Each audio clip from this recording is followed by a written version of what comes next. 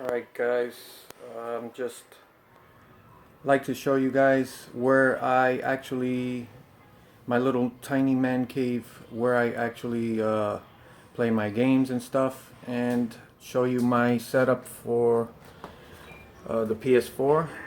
And as you can see, this is my room.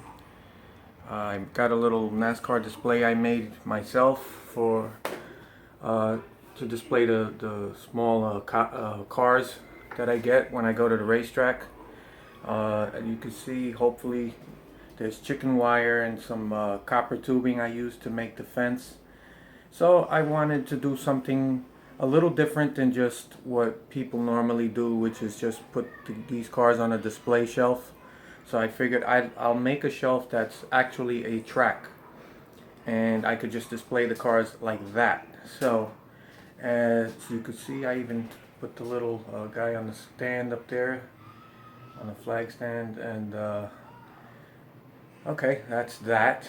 Now, this is where I will be playing NASCAR Heat Evolution. It's a hot seat racer I bought some years ago. I have a Thrustmaster wheel that I bought as soon as it was available last year, and unfortunately it's expensive. It costs as much as a PS4, but it's a really good wheel setup, and hopefully it'll work really well with Heat Evolution. There's the hot seat, and it comes with a little surround speaker setup. Here's something I added. I'm going to point to it with my foot. That right there, that's a gamer butt kicker. What that is a device that actually causes a vibration and thumping when you're playing a game. It's hooked up to the audio. You can also hook it up to like a movie player or anything that has an audio. If you're watching movies and there's explosions and machine gun fire, you will actually feel it. So this works very well with PS4 games. It adds a lot to the immersion. And as you guys know, I'm always talking about presentation and immersion in the gameplay of NASCAR games.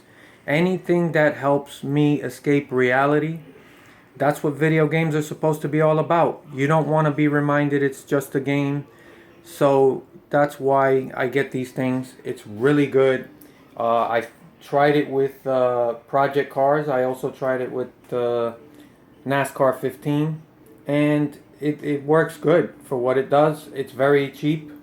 And you can actually put this on your any seat that you're using for gaming. Like here, I got my computer and a seat. You can always bolt it to the bottom of the seat. That's what it's made for. It's got a clamp, and it works really well. If you guys want information on that, just look up butt kicker, and there's plenty of videos about it.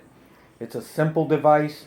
It really works well, and when it's teamed up with a seat cockpit like this, and you got your Thrustmaster wheel, and you're playing.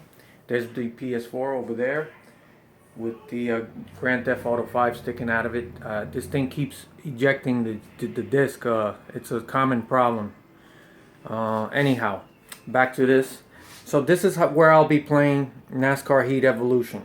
And I'm curious to know what you guys are using. How many of you guys are using a hand controller as opposed to a steering wheel setup? I am one of these guys that strictly uses the cockpit view. I use this seat, these wheel and pedal setup. That combined with this butt kicker, you feel everything. When you hit a bump, when you run into a wall, anything that causes any audio sound to kick up, it will cause that to rumble, and you feel it. Believe me, it works. It's a very good device, and it works with anything. You can watch movies. It's immersive. So I'm really big on stuff like that. Anything, like I said, that helps you, immerse you in the game, and that's what it's all about. So this is my setup, and real quick, just in case anybody cares, I live in the South Bronx, grew up here, and if any of you guys remember the movie The Warriors, that was the New York that I grew up in. And I made a little diorama. I stuck it in the corner just to complete the man cave. This took me a couple of months to make. And as you could see, it has a train. It's an elevated platform. This, you can see the houses, and they're abandoned. This was pretty much the look of the environment I grew up in the South Bronx in the 70s and 80s. And really quick, I even added a light to it. Hopefully you guys could see. Oh, there it is. I put LED lights. I think I went overboard with the lights, but you can see the elevated platform. I made this by hand. Even the benches.